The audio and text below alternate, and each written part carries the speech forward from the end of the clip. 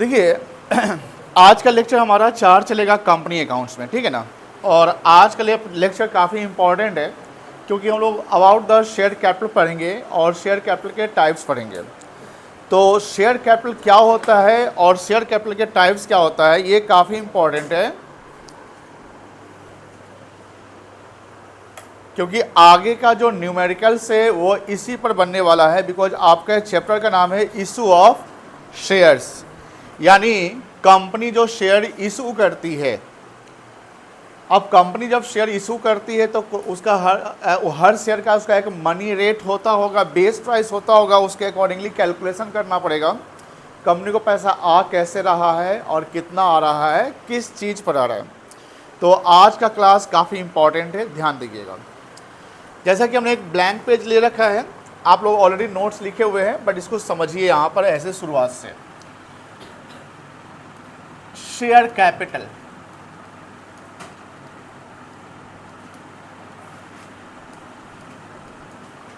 Share capital जो होता है वो एक इक्विटी का पार्ट होता है। किसका पार्ट होता है? इक्विटी का पार्ट होता है। और इक्विटी को ही बोलते हैं share holders fund. Share holders fund यानी शेयर होल्डर के द्वारा कंपनी में जो इन्वेस्टमेंट है, शेयर होल्डर यानी जो भी इन्वेस्टर्स वो कंपनी में अपना ओनरशिप खरीद रखे हैं, वो ओनरशिप की कोई भी परसेंटेज या कोई भी नंबर्स ऑफ शेयर्स हो सकते हैं। सर शेयर्स क्या होता है? शेयर्स एक नंबर्स में होता है जहां कंपनी का जो भी वैल्यू होता है उस वैल्यू को कंपनी अपने एक बेस प्राइस पे डिवाइड कर देती है, तो नंबर ऑफ शेयर्स आ जाते हैं। अब यहाँ ध्यान रखिएगा कि जो शेयर कैपिटल होता है वो एक वैल्यू होता है और शेयर एक नंबर्स होता है, दोनों अंतर है। शेयर्स नंबर्स होते हैं, शेयर्स क्या होते हैं? नंबर्स, यूनिट में, क्वांटिटी में होता है। और जो शेयर कैपिटल होता है वो एक वैल्यू, मनी वैल्यू में होता है। सपोज करिए कि कोई कंपनी है, जैसे मान लो ए लिमिटेड है। अब ए लिमिटेड का मान लो कि वैल्यू है 100 करोड़। ए लिमिटेड का वैल्यू कितना है?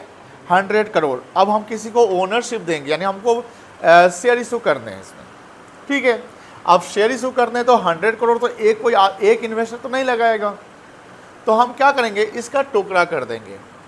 अब टुकड़ा करेंगे, हम क्या करेंगे? इसका एक फेस वैल्यू या बेस प्राइस डाल देंगे कि हर शेयर का दाम रख देते हैं 10 रुपया। कितना रख देते हैं बेटा? तो अगर हम इसको यूनिट में, यानी हम अगर नंबर ऑफ शेयर्स में बात करें कि नंबर ऑफ शेयर्स कितने होंगे, तो हो जाएंगे 100 crore total value divided by 10 रुपया। ये कितना आ जाएगा बेटा? 10 करोड़। ये शेयर्स हो गए। ये क्या हो गया बेटा? नंबर ऑफ शेयर्स की कंपनी का 10 करोड़ शेयर्स है। अब 10 करोड़ शेयर्स है और हर शेयर का दाम कितना है बेटा? 10 रुपया। तो 10 गुने 10 कितना हो गया? 100। 10 इंटू 10 कितना हो गया? 100। तो 100 करोड़ कंपनी का एक वैल्यू है। तो शेयर कैपिटल क्या है? Share capital is the value of the company by way of equity. Sir total value of company क्या इक्विटी ही होता है? ऐसा नहीं है। जो इन्वेस्टर अपना शेयर्स के रूप में पैसा लगा रखा है, शेयर कैपिटल इक्विटी का एक पार्ट होता है या शेयर होल्डर्स का पार्ट होता है। ये टोटल शेयर होल्डर्स फंड नहीं होता है, क्योंकि इसमें प्रॉफिट लॉस अलग दिखते हैं। आप देखते होंगे पार्टनरशिप जो पढ़ा आपने, प्रोप्राइटरशिप पढ़ा, उसमें जो प्रॉफिट होता है फर्म का या बिजनेस का, उसको बांट दिया जाता है, जानते हैं ना। आपने पार्टनरशिप में जो अकाउंटिंग किया होगा, जो भी प्रॉफिट रहता था क्या करते थे आप? पार्टनर्स में बांट देते थे। यहाँ जो कंपनी का प्रॉफिट होगा वो पूरा प्रॉफिट शेयर होल्डर में नहीं बंटता है।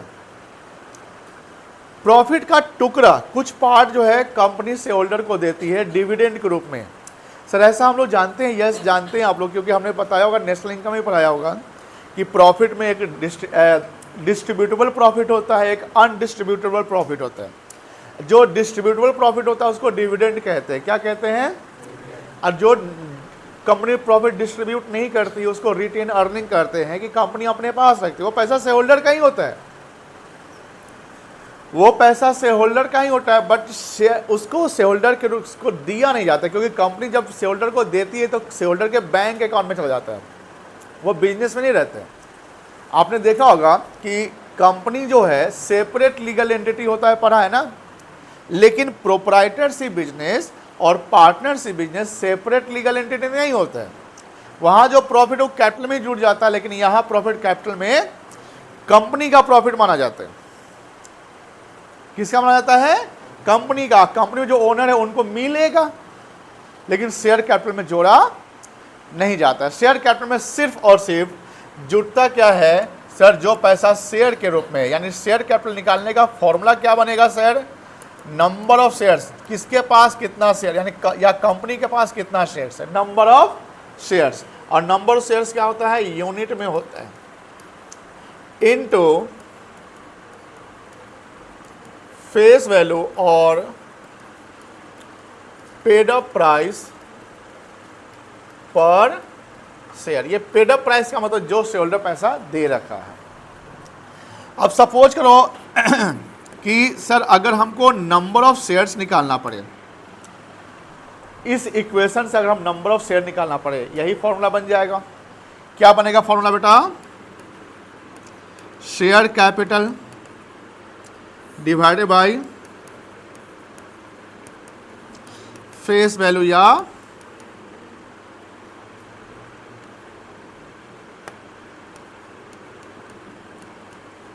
Paid up price. Face value या पेड अप प्राइस। जैसे देखो, मान लो कि ए लिमिटेड है, कंपनी जो है इशू करता है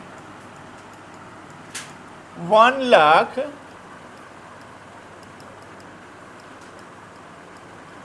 इक्विटी शेयर्स। ए लिमिटेड कितना इशू कर रहा है शेयर? और ये वर्ड ध्यान रखिएगा, यहाँ पर इशू वर्ड यूज होगा, सेल वर्ड यूज नहीं होगा। सर दोनों में अंतर है? यस अंतर है। सेल का मतलब होता है कि पहले आपका था, आप बेच दिए। इशू मतलब आप इशू कर रहे हैं, जारी कर रहे हैं। तो इशू और सेल दोनों अलग माना जाएगा। कंपनी सेल से 1 लाख इक्विटी शेयर, ये लैंग्वेज नहीं लिखाएगा।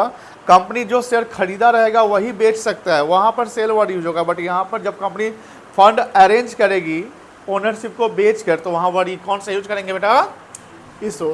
तो ए लिमिटेड इशू करता है 1 lakh equity share at the rate of ₹10 each. Her share का दाम कितना है?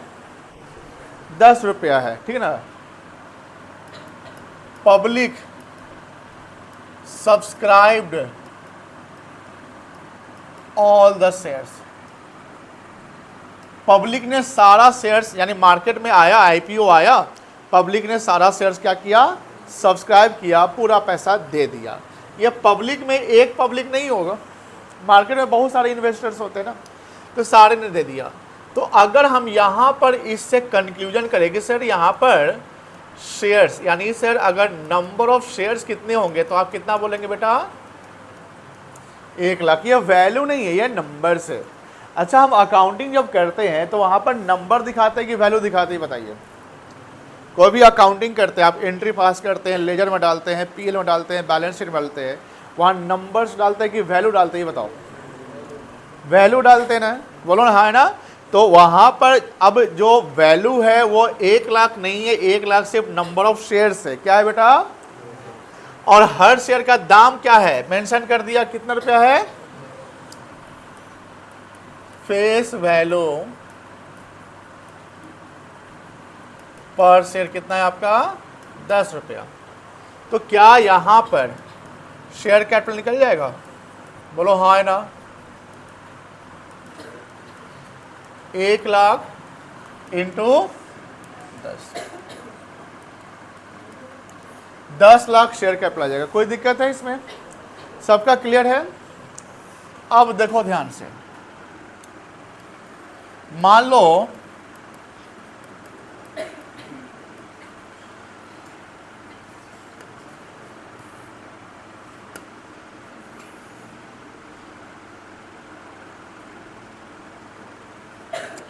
नंबर ऑफ शेयर्स 1 लाख दिया हुआ है,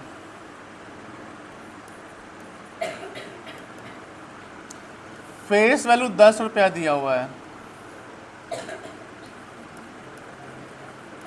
पानी पिलाइए उनको बेटा, पानी है उनके पास, पानी है और पानी पिलाइए। हाँ, शेयर कैपिटल कितना होगा वो बताना है। दूसरा केस में मान लो फेस वैल्यू दिया हुआ है 10 रुपया और शेयर कैपिटल दिया हुआ है 40 लाख रुपया, तो कितना होगा। और तीसरा केस में ये दिया हुआ है 50,000, ये दिया हुआ है 5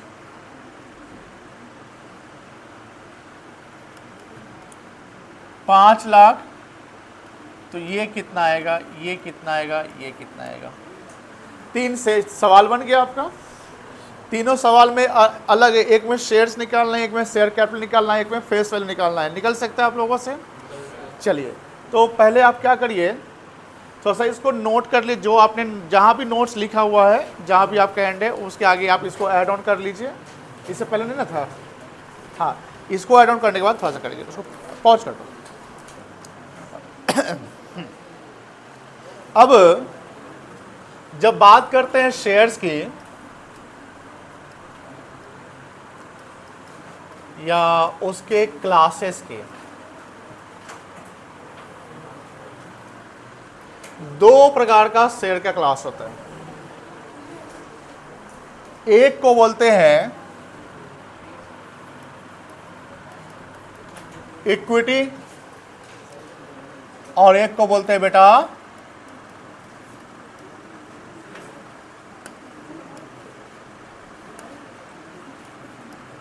प्रेफरेंस।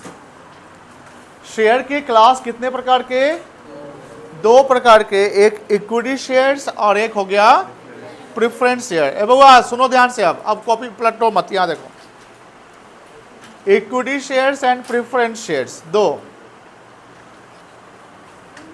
जो इक्विटी शेयर खरीदता है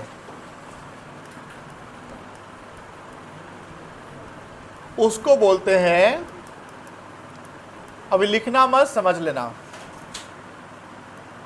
इक्विटी शेयर होल्डर। और जो प्रेफरेंस शेयर खरीदता है उसको क्या बोलेंगे बेटा,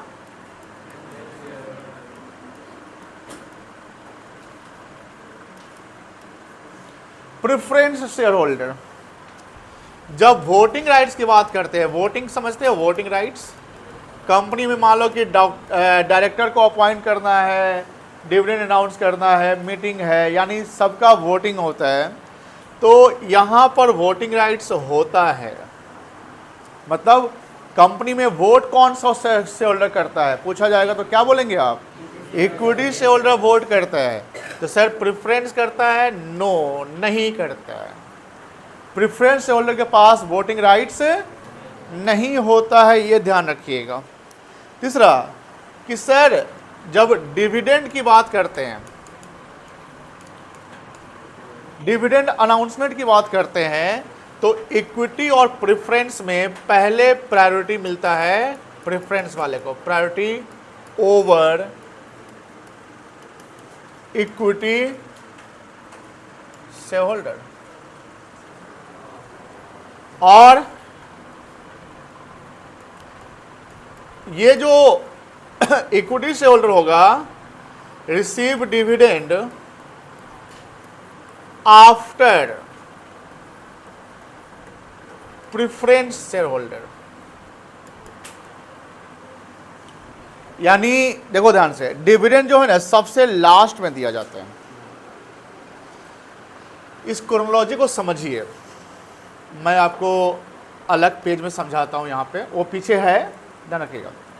जैसे मान लो कि ए लिमिटेड है और ए लिमिटेड ने टोटल रेवेन्यू कमाया, हम शुरुआत से यानी कमाई से चलते हैं, रेवेन्यू कमाया मान लो,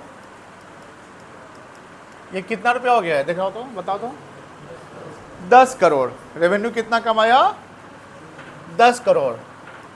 और कॉस्ट इसका है मान लो 7 करोड़ रुपया। प्रॉफिट कितना हो गया, मान लो इसको हम EBIT कहते हैं, या PBIT, ये समझिएगा बेटा, सब यूज का चीज़ है, आएगा काम में। EBIT और PBIT, इसका फुल फॉर्म कोई बता सकता है? हाँ, कोई सही बोल रहा है जो बोल रहा है। अर्निंग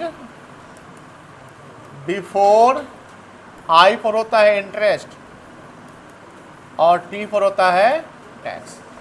ये I फॉर हमेशा याद रखिएगा, क्या मानेंगे इंटरेस्ट, और T फॉर क्या मानेंगे बेटा? टैक्स। सर यहाँ P का मतलब क्या हुआ? प्रॉफिट। अर्निंग या प्रॉफिट सेम माना जाएगा, यानी profit before interest and tax या earning before interest and tax दोनों सेम है। और ये टैक्स और इंटरेस्ट से पहले का प्रॉफिट आ गया है कितना करोड़ बेटा? अब इसमें ध्यान रखना, यहां पर हमारे पास 10% बैंक लोन है, मान लो लायबिलिटी है 5 लाख का, 12% प्रिफरेंस शेयर कैपिटल है 1 करोड़ का, और यहां इक्विटी शेयर कैपिटल है 2 करोड़ का, और टैक्स रेट जो गवर्नमेंट का है वह है 30%। समझिए ध्यान से, ये कंपनी का सिचुएशन है, कंपनी 3 करोड़ प्रॉफिट बना ली है और यहाँ सिचुएशन बताता है कि टैक्स 30% देना है प्रॉफिट पे। हमने बैंक से लोन ले रखा है 50 लाख रुपए का जो 10% पे है, और प्रेफरेंस शेयर कैपिटल 1 करोड़ का है जो 12% है। अब यहाँ जो 10% और 12% है, इसमें 2 चीज़ें हैं। जो बैंक लोन है वो एक्सटर्नल लायबिलिटी है, बैंक लोन क्या है, और इस बैंक लोन पे इंटरेस्ट पेमेंट होगा, क्या पेमेंट होगा? लेकिन जो प्रेफरेंस शेयर कैपिटल है वो हमारा इंटरनल लायबिलिटी है, क्या है? वो शेयरहोल्डर फंड का ही पार्ट माना जाता है, और प्रेफरेंस शेयरहोल्डर को इंटरेस्ट नहीं मिलता है। प्रेफरेंस शेयरहोल्डर को क्या मिलता है? अभी जस्ट लिखे हम लोग, अभी जस्ट लिखे प्रेफरेंस को क्या मिलता है? डिविडेंड मिलता है। क्या मिलता है बेटा? तो डिविडेंड और इंटरेस्ट की जब देने की बात होगी तो ये दोनों दिया जाएगा, तो इसमें पहले क्या देंगे हम? इंटरेस्ट देंगे कि डिविडेंड देंगे? बताओ लॉजिकली। इंटरेस्ट पहले बाहर वाले को देंगे, समझ में आ रही ना? अब ध्यान रखिएगा, इंटरेस्ट आप देंगे इवन दो प्रॉफिट हो या लॉस हो। जैसे यहाँ पर तो प्रॉफिट हो गया, कहाँ गए? यहाँ तो प्रॉफिट 3 करोड़ दिख रहा है, अगर सर 10 लाख का लॉस ही रहता तो इसमें से सिर्फ और सिर्फ एक चीज दिया जाता है, इंटरेस्ट दिया जाता, क्योंकि interest on loan charge against profit होता है, और चार्ज अगेंस्ट प्रॉफिट का मतलब होता है कि इवन कंपनी सफर लॉसेस। ये वर्ड आपने पार्टनरशिप में सुना होगा, फंडामेंटल ऑफ पार्टनरशिप जब पढ़े थे, तो याद है कि नहीं याद है? कि इंटरेस्ट जो होता है, इंटरेस्ट ऑन लोन की जब बात करते हैं तो फर्म को प्रॉफिट हो या लॉस हो उसे मतलब देना ही है, ठीक है ना? सर टैक्स कब दिया जाता है? टैक्स प्रॉफिट पे कैलकुलेट होता है, ध्यान रखिएगा। अगर कंपनी को लॉस हो जाएगा तो कंपनी को टैक्स देने की जरूरत नहीं है, कंपनी को प्रॉफिट होगा तो कंपनी टैक्स देगी, लेकिन कंपनी को लॉस हो जाता है फिर भी उसमें इंटरेस्ट ऑन लोन देना पड़ेगा। अब यहां देखिए 4 आइटम है, इसमें सबसे पहले क्या देना चाहिए बताइए? बैंक लोन नहीं, बैंक लोन तो लायबिलिटी हो गया, उस पर जो कैलकुलेटर क्या है? इंटरेस्ट। तो ये जो बैंक लोन पे जो 10% लिखा हुआ है इसको बोलते हैं 10% को क्या, ये क्या कहलाएगा? Rate of. और ये जो 12% इसको क्या बोलेंगे? Rate of dividend. क्या बोलेंगे बेटा? रेट ऑफ डिविडेंड बोलेंगे। तो यहां पर सबसे पहले हम टैक्स से पहले देते हैं इंटरेस्ट। टैक्स से पहले क्या देते हैं? तो यहां पर हम लेस करेंगे बेटा इंटरेस्ट ऑन बैंक लोन। कितना का लोन है? 50 लाख का। 50 लाख का इंटरेस्ट ऑन लोन कितना परसेंट है? कितना इंटरेस्ट आ जाएगा? अब ये वैल्यू कितना कहलाएगा? 2 करोड़। इसको पता है क्या बोलेंगे? EBT या PBT। अब बताइए इसका फुल फॉर्म क्या होगा? Earning before tax. तो जब अगर ईबीटी या पीबीटी यानी अर्निंग बिफोर टैक्स रहे, इसका मतलब ये माना जाएगा कि interest had paid, but before tax का मतलब अभी क्या पेड नहीं हुआ है। ये ईबीआईटी का मतलब हुआ कि इसमें इंटरेस्ट और टैक्स दोनों अभी पेड करना बाकी है, नहीं पेड हुआ है। और ईबीटी का मतलब जो है वो है टैक्स पेड नहीं हुआ है, अभी इंटरेस्ट पेड हो गया, क्योंकि ईबीआईटी और ईबीटी में पहले ईबीआईटी आता है, ईबीआईटी से आई निकल जाएगा तो क्या बनेगा ईबीटी। अब बताओ इसमें से अब हमको क्या देना है, तो टैक्स किस पे कैलकुलेट होता है, तो टैक्स का फॉर्मूला हो जाएगा ईबीटी इंटू टैक्स रेट जो 30% है डिवाइडेड बाई 100। 30% टैक्स रेट है ना सरकार का, तो 2,95,00,000 का 30% कितना होगा बताओ, कैलकुलेट करके बताओ।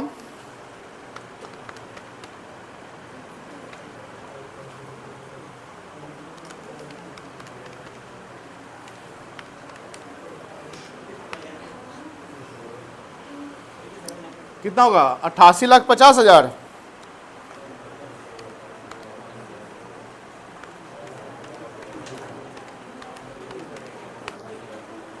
$88,50,000। ये माइनस होके कितना आएगा बताओ तो बेटा, माइनस इक्वल्स टू 2,06,50,000। इसको पता है क्या बोलेंगे, ईएटी या पीएटी, अर्निंग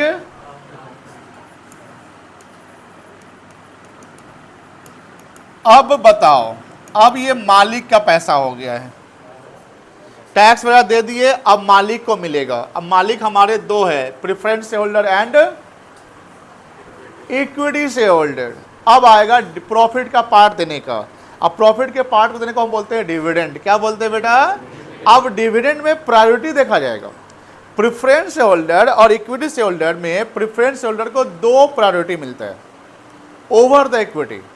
मतलब कि जब दोनों को देने की बात आएगी पैसे, तो उसमें इक्विटी के पहले प्रेफरेंस को मिलेगा, 2 चीज पहले मिलेगा। 2 चीज में पहला चीज है डिविडेंड, दूसरा चीज है जब कंपनी लिक्विडेशन पे जाएगी। कंपनी कहां जाएगी, लिक्विडेशन का मतलब क्या होता है, कंपनी का समापन, बंद होना। तो बंद होगा तो पेमेंट करेंगे ना, जैसे डिसोल्यूशन पड़े तो पार्टनर्स को कैपिटल का पैसा मिलता था ना, तो यहां भी तो शेयर होल्डर को कैपिटल का पैसा मिलेगा। तो जब लिक्विडेट कंपनी होगी तो उसमें लास्ट में सबको देने के बाद शेयर होल्डर को देने की बारी जब आएगी, तो इक्विटी वाले और प्रेफरेंस वाले में पहले पैसा किसको दिया जाएगा, प्रेफरेंस वाले को। तो प्रेफरेंस शेयर होल्डर का जो प्रायोरिटी है वो इक्विटी के ऊपर कितने प्रायोरिटी है बेटा, ये पूछता है एमसीक्यू में, कितने प्रायोरिटी है, 2। पहला प्रायोरिटी क्या है, टू पे dividend over the equity share holder and to pay the principal amount at the time of liquidation। Preference को पूर्वाधिकार यानी प्रायोरिटी, प्रेफरेंस का मतलब ही क्या होता है, प्रायोरिटी है कि नहीं है, शेयर होल्डर दोनों है, बट उसमें प्रायोरिटी पहले किसको दिया जाएगा, प्रेफरेंस वाले को। अब यहां पर दिया जाएगा डिविडेंड, लेकिन ध्यान रखिएगा प्रेफरेंस और इक्विटी वाले में प्रेफरेंस वाले का डिविडेंड फिक्स रहता है, क्योंकि यहां 12% लिख दिया ना, तो ये फिक्स है।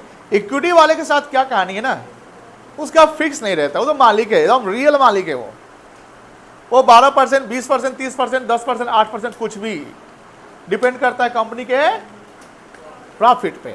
अब मान लो कि प्रेफरेंस शेयर कैपिटल तुम्हारा 1 करोड़ था, बोलो हाँ है ना, इस 1 करोड़ का कितना परसेंट डिविडेंड देंगे हम, 12%। प्रॉफिट का 12% नहीं, तुमने जो पैसा लगा रखा है उसका 12%, और शेयर होल्डर का इन्वेस्टमेंट 1 करोड़ है प्रेफरेंस में, तो 1 करोड़ का 12% कितना हो जाएगा, 12 लाख। ये कहलाएगा प्रेफरेंस डिविडेंड, 1 करोड़ का 12%। ये घटाने के बाद कितना आएगा, 1,94 लाख। ये पता है क्या कहलाएगा, अर्निंग आफ्टर प्रिफरेंस डिविडेंड। अब दीजिए इक्विटी वाले को बहुत पैसा आपके पास है। अब मान लो कंपनी क्या करती है, अब मीटिंग कराती है, बोर्ड मीटिंग होता है। क्या होता है बेटा? अब बोर्ड मीटिंग बोलता है कि प्रॉफिट अच्छा खासा है, लो 30% डिविडेंड अनाउंस कर दो।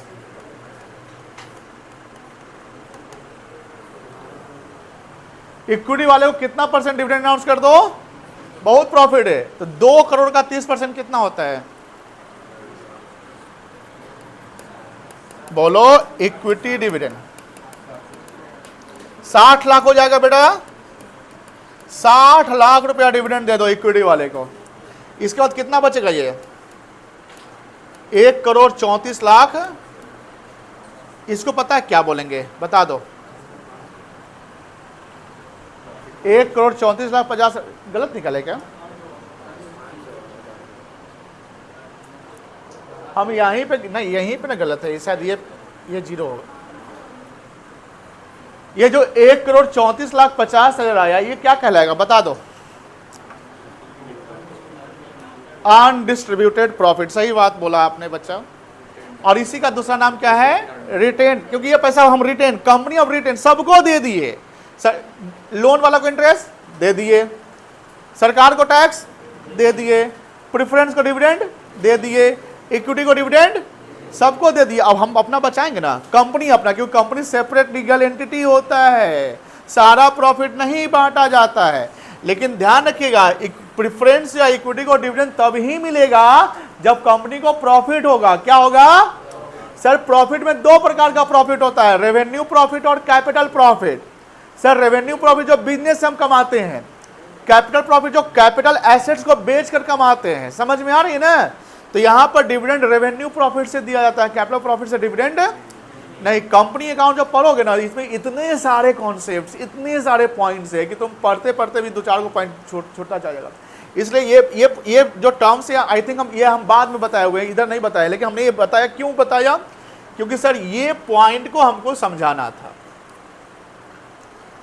ये पॉइंट समझाना था डिविडेंड के बारे में कि सर डिविडेंड कैसे, किसको। यहां ये तो थ्योरेटिकल हो गया, अब ये हो गया आपका न्यूमेरिकल कैलकुलेशंस की ऐसे डिविडेंड यानी कंपनी ऐसे काम करती है। अब as a chartered accountant company में जब काम करोगे तो तुम थ्योरेटिकल तो जानते हो कि हाँ ये होता है कि डिविडेंड नहीं, पहले प्रेफरेंस को दिया जाएगा। लेकिन जब तुम्हारे पास मनी डेटा आ जाएगा, कैलकुलेशन करना होगा, तो तुमको कैलकुलेट करना पड़ेगा ना, यही ना कैलकुलेशन है। चलिए इसको क्या बोलेंगे? Retained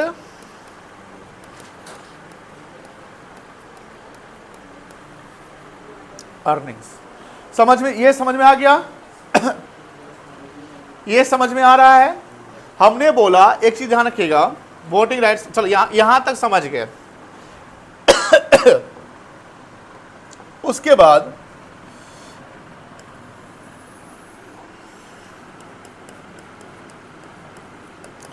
preference share holder have priority over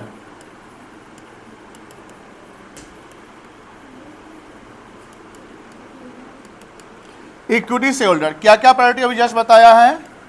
पहला क्या है? टू रिसीव डिविडेंड, और दूसरा क्या है? To receive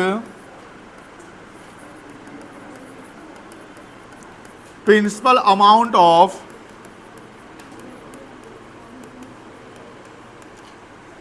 investment at the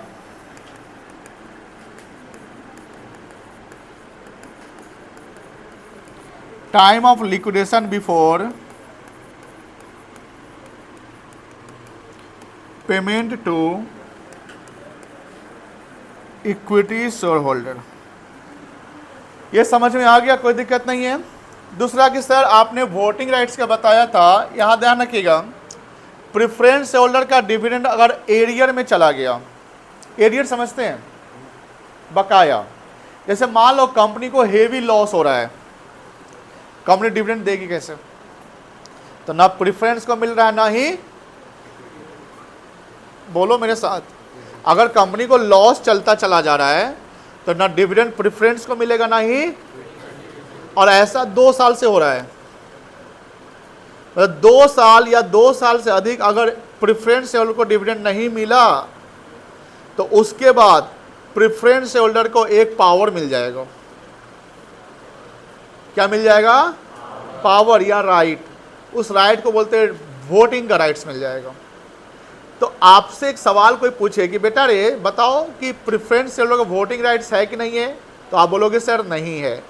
लेकिन किसी भी कंडीशन में नहीं है तो आप बोलोगे सर ऐसा नहीं है। अगर मान लो कि प्रेफरेंस शेयर होल्डर को कंपनी 2 साल या 2 साल से अधिक तक डिविडेंड नहीं दी, तो जब डिविडेंड इन एरियर 2 ईयर्स और मोर देन 2 ईयर्स रहेगा तो प्रेफरेंस होल्डर के पास एक राइट चला जाएगा, वो है वोटिंग का राइट्स। यानी वहां पर प्रेफरेंस होल्डर अपने आप को एज अ इक्विटी होल्डर मानने लगेगा। सर ऐसा कहां लिखा हुआ है? कंपनी लॉ में लिखा हुआ है। ये सारी बातें लॉ की बातें हैं, नियम है। प्रेफरेंस होल्डर को जनरली वोटिंग राइट्स है, बोलो बोलो। लेकिन जब डिविडेंड 2 साल या 2 साल से अधिक एरियर रहेगा तो वोटिंग राइट्स मिल जाएगा, कोई दिक्कत नहीं है। Preference holder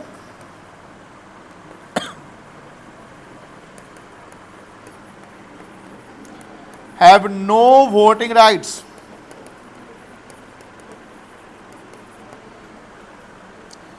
but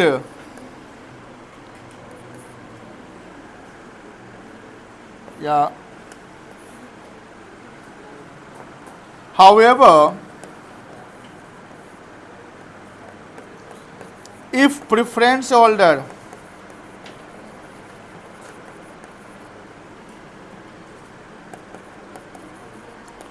dividend are arrear for 2 years or more than 2 years, then